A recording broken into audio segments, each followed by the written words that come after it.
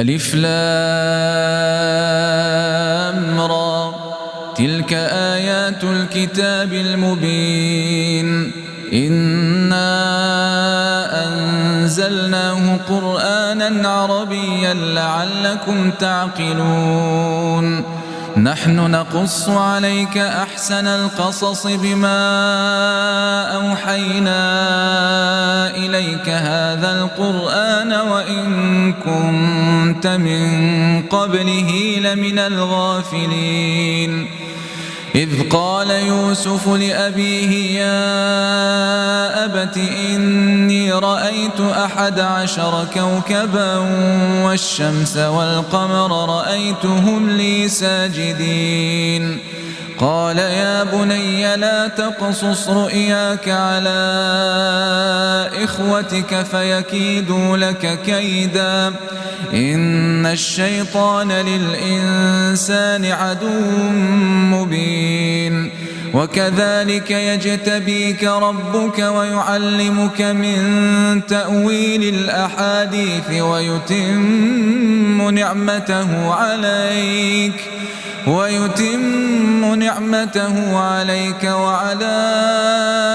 آل يعقوب كما أتمها على أبويك من قبل إبراهيم وإسحاق إن ربك عليم حكيم لقد كان في يوسف وإخوته آيات للسائلين إذ قالوا ليوسف وأخوه أحب إلى أبينا منا ونحن عصبة إن أبانا لفي ضلال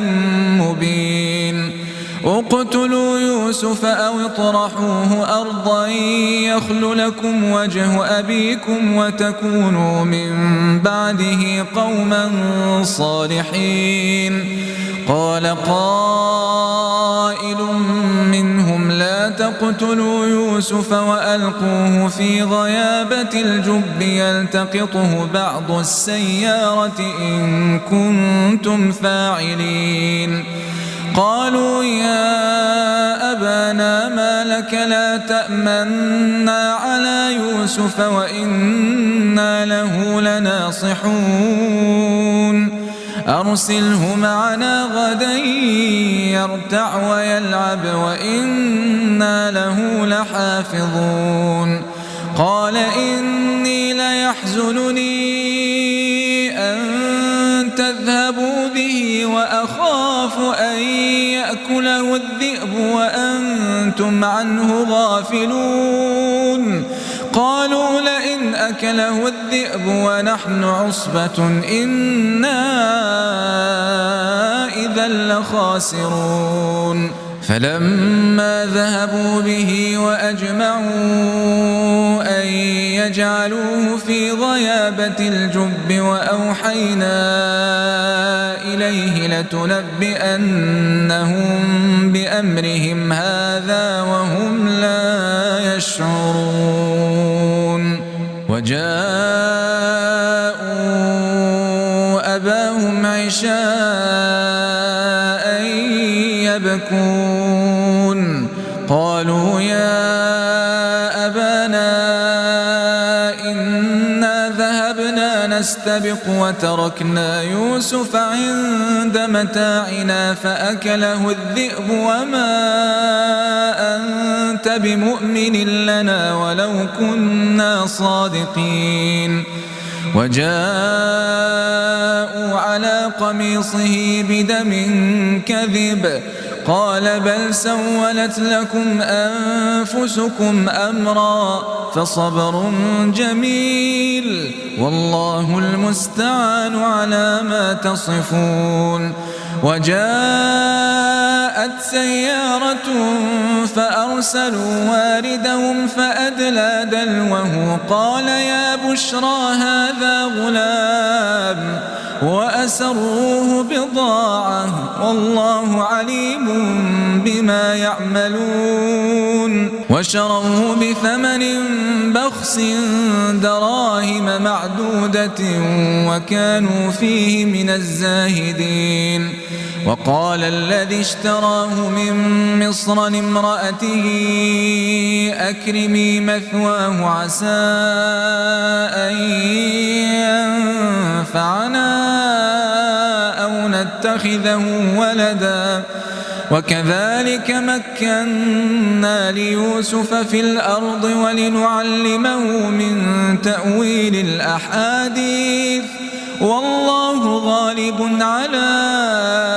أمره ولكن أكثر الناس لا يعلمون. ولما بلغ أشده آتيناه حكما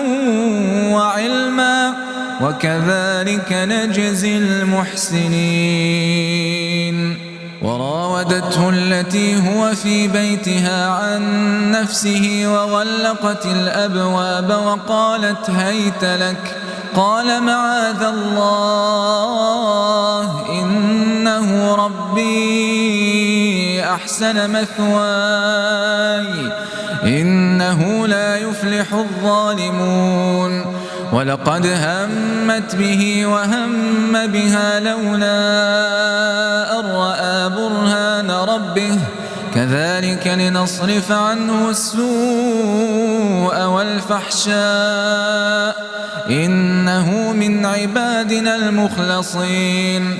واستبق الباب وقدت قميصه من دبر وألف يا سيدها لدى الباب قالت ما جزاء من أراد بأهلك سوءا إلا أن يسجن أو عذاب أليم قال هي راودتني عن نفسي وشهد شاهد من أهلها إن كان قميصه قد من قبل فصدقت وهو من الكاذبين وإن كان قميصه قد من دبر فكذبت وهو من الصادقين. فلما رأى قميصه قد من دبر قال إنه من كيدكن إن كيدكن عظيم. يوسف أعرض عن هذا واستغفري لذنبك إنك كنت من الخاطئين. وقال نسوة في المدينة امرأة العزيز تراود فتاها عن نفسه قد شغفها حبا إنا لنراها في ضلال مبين. فلما سمعت بمكرهن أرسلت إليهن وأعتدت لهن متكأ وآتت كل واحدة منهن سكينا وقالت اخرج عليهن. فلما رأينه أكبرنه وقطعن أيديهن وقلن حاش لله ما هذا بشرا إن هذا إلا ملك كريم. قالت فذلكن الذي لمتنني فيه ولقد راودته عن نفسه فاستعصم ولئن لم يفعل ما آمره ليسجنن وليكون من الصاغرين. قال رب السجن أحب إلي مما يدعونني إليه وإلا تصرف عني كيدهن أصب إليهن وأكن من الجاهلين. فاستجاب له ربه فصرف عنه كيدهن إنه هو السميع العليم. ثم بدا لهم من بعد ما رأوا الآيات ليسجننه حتى حين. ودخل معه السجن فتيان قال أحدهما إني أراني أعصر خمرا وقال الآخر إني أراني أحمل فوق رأسي خبزا تأكل الطير منه نبئنا بتأويله إنا نراك من المحسنين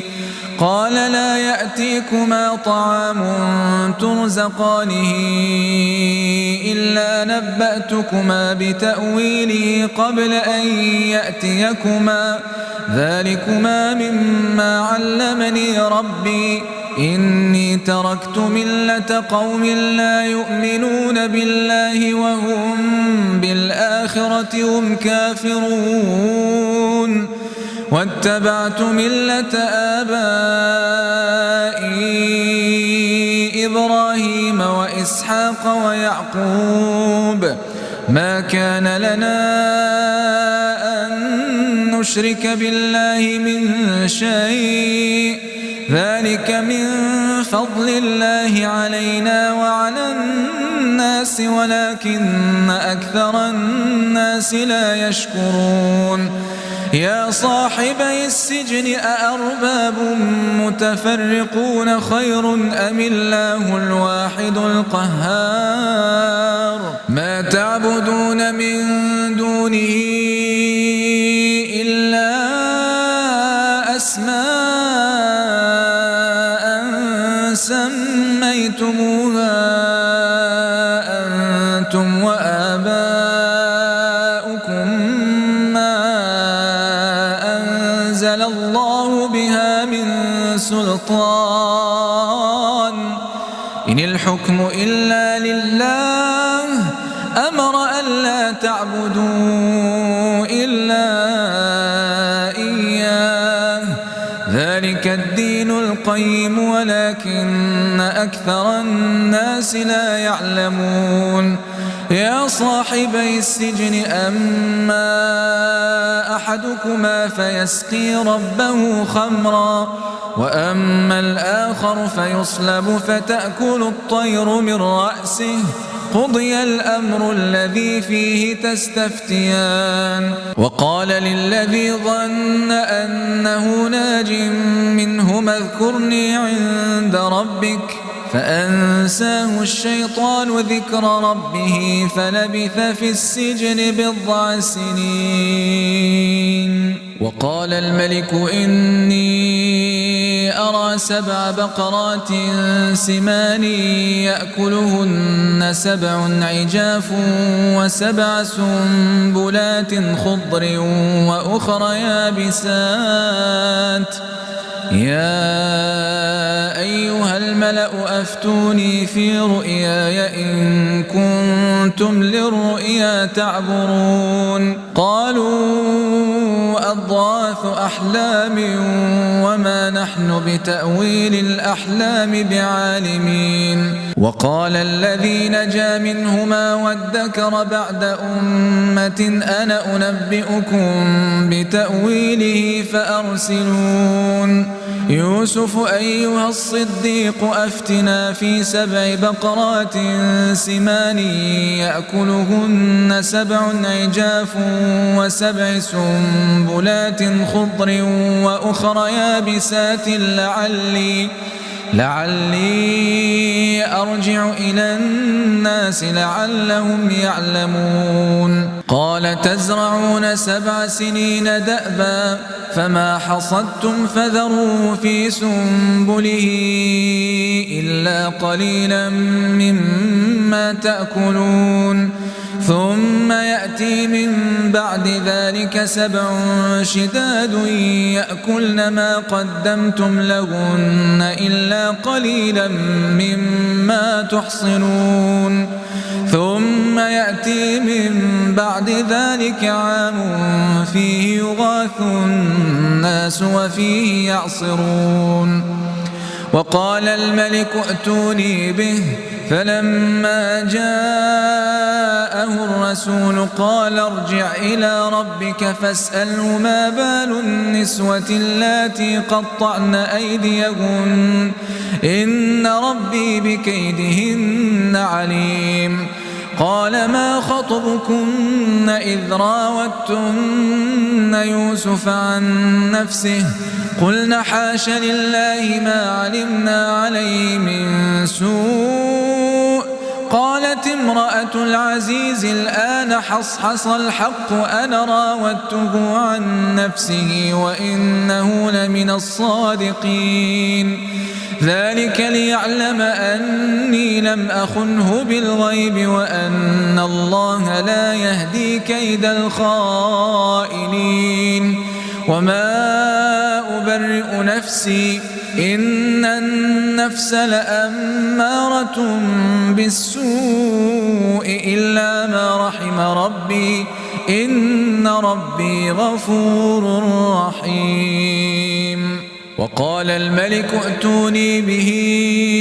أستخلصه لنفسي فلما كلمه قال إنك اليوم لدينا مكين أمين. قال اجعلني على خزائن الأرض إني حفيظ عليم. وكذلك مكنا ليوسف في الأرض يتبوأ منها حيث يشاء نصيب برحمتنا من نشاء ولا نضيع أجر المحسنين. ولأجر الآخرة خير للذين آمنوا وكانوا يتقون. وجاء إخوة يوسف فدخلوا عليه فعرفهم وهم له منكرون. ولما جهزهم بجهازهم قال ائتوني بأخ لكم من أبيكم ألا ترون أني أوفي الكيل وأنا خير المنزلين. فإن لم تأتوني به فلا كيل لكم عندي ولا تقربون. قالوا سنراود عنه أباه وإنا لفاعلون. وقال لفتيانه جعلوا بضاعتهم في رحالهم لعلهم يعرفونها إذا انقلبوا إلى أهلهم لعلهم يرجعون. فلما رجعوا إلى أبيهم قالوا يا أبانا منع منا الكيل فأرسل معنا أخانا نكتل وإنا له لحافظون. قال هل آمنكم عليه إلا كما أمنتكم على أخيه من قبل فالله خير حافظا وهو أرحم الراحمين.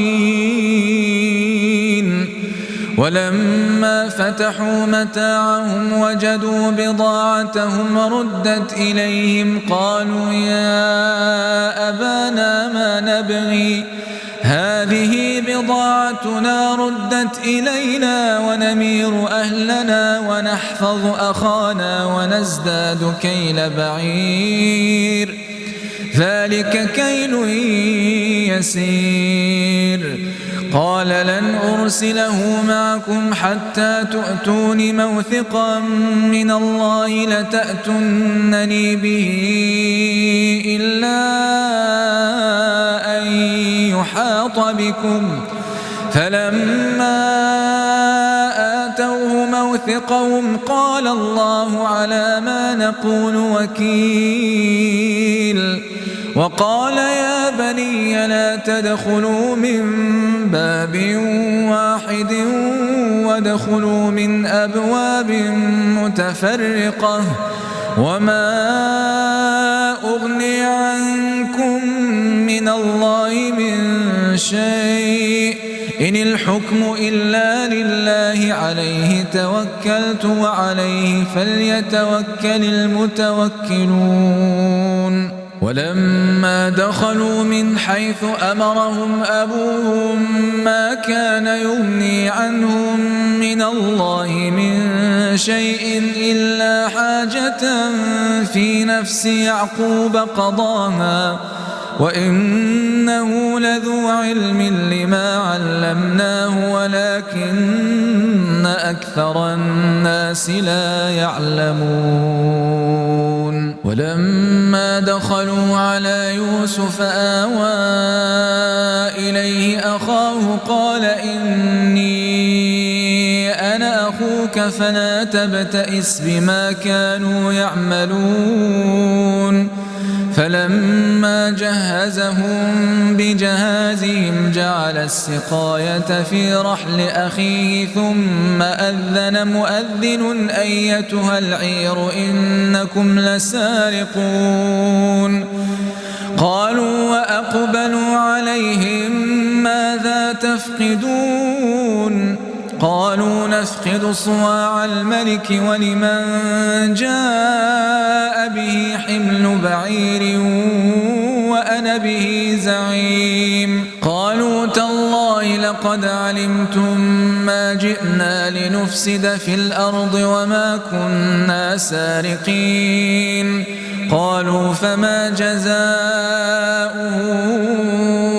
إن كنتم كاذبين قالوا جزاؤه من وجد في رحله فهو جزاؤه كذلك نجزي الظالمين فبدأ بأوعيتهم قبل وعاء أخيه ثم استخرجها من وعاء أخيه كذلك كدنا ليوسف ما كان ليأخذ أخاه في دين الملك إلا أن يشاء الله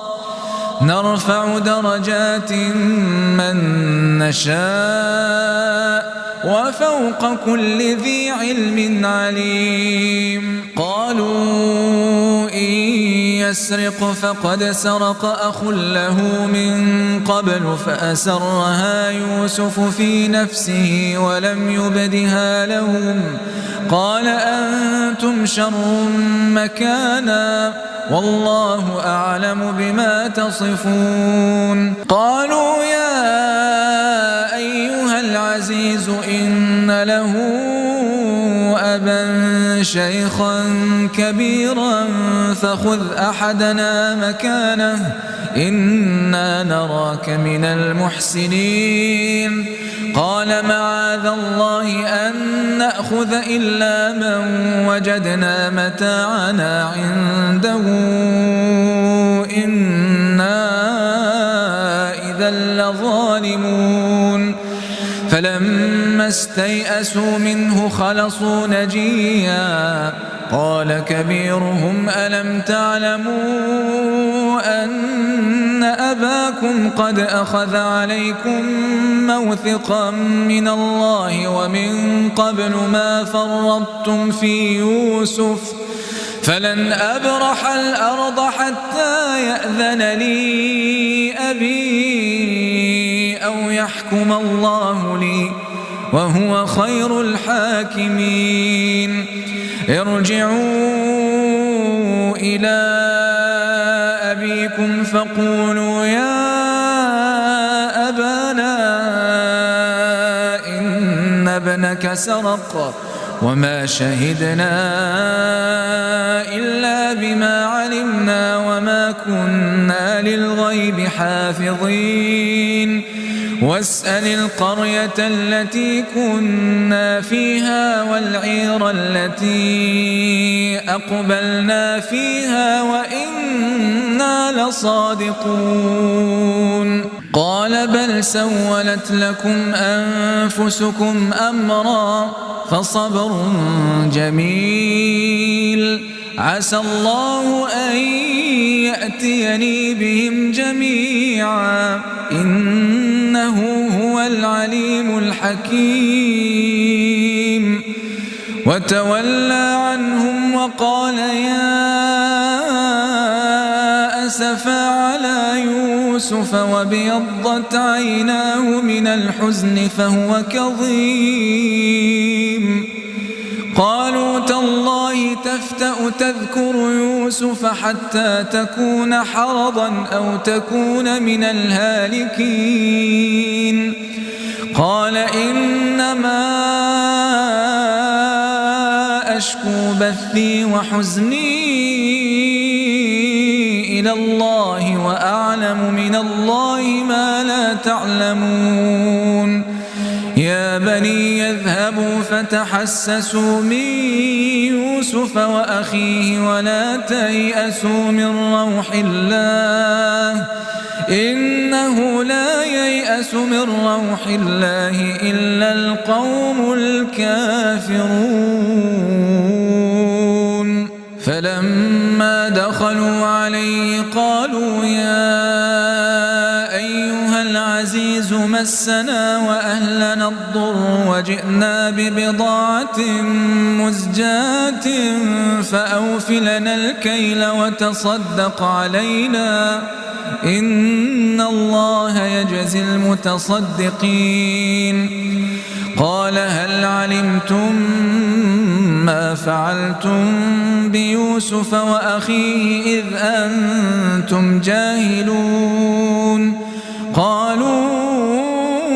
أئنك لأنت يوسف؟ قال أنا يوسف وهذا أخي قد من الله علينا إنه من يتق ويصبر فإن الله لا يضيع أجر المحسنين. قالوا تالله لقد آثرك الله علينا وإن كنا لخاطئين. قال لا تثريب عليكم اليوم يغفر الله لكم وهو أرحم الراحمين. اذهبوا بقميصي هذا فألقوه على وجه أبي يأت بصيرا وأتوني بأهلكم أجمعين. ولما فصلت العير قال أبوهم إني لأجد ريح يوسف لولا أن تفندون. قالوا تالله إنك لفي ضلالك القديم. فلما أن جاء البشير ألقاه على وجهه فارتد بصيرا قال ألم أقل لكم إني أعلم من الله ما لا تعلمون؟ قالوا يا أبانا استغفر لنا ذنوبنا إنا كنا خاطئين. قال سوف أستغفر لكم ربي إنه هو الغفور الرحيم. فلما دخلوا على يوسف آوى إليه أبويه وقال ادخلوا مصر إن شاء الله آمنين. ورفع أبويه على العرش وخروا له سجدا وقال يا أبت هذا تأويل رؤياي من قبل قد جعلها ربي حقا وقد أحسن بي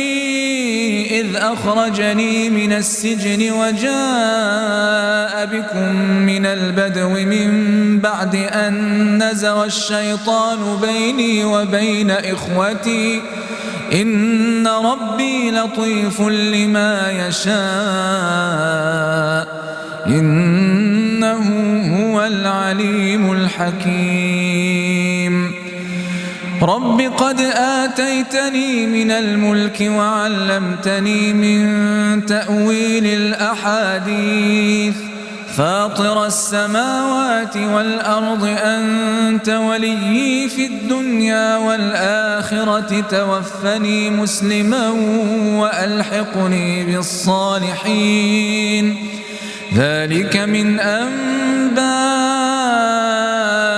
الغيب نوحيه إليك وما كنت لديهم إذ أجمعوا أمرهم وهم يمكرون وما أكثر الناس ولو حرصت بمؤمنين وما تسألهم عليه من أجر إن هو إلا ذكر للعالمين وكأين من آية في السماوات والأرض يمرون عليها وهم عنها معرضون وما يؤمن أكثرهم بالله إلا وهم مشركون أفأمنوا أن تأتيهم غاشية من عذاب الله أو تأتيهم الساعة بغتة وهم لا يشعرون قل هذه سبيلي أدعو إلى الله على بصيرة أنا ومن اتبعني وسبحان الله وما أنا من المشركين وما أرسلنا من قبلك إلا رجالا نوحي إليهم من أهل القرى أفلم يسيروا في الأرض فينظروا كيف كان عاقبة الذين من قبلهم ولدار الآخرة خير للذين اتقوا أفلا تعقلون حتى إذا استيأس الرسل وظنوا أنهم قد كذبوا جاءهم نصرنا فنجي من نشاء ولا يرد بأسنا عن القوم المجرمين لقد كان في قصصهم عبرة لأولي الألباب ما كان حديثا يفترى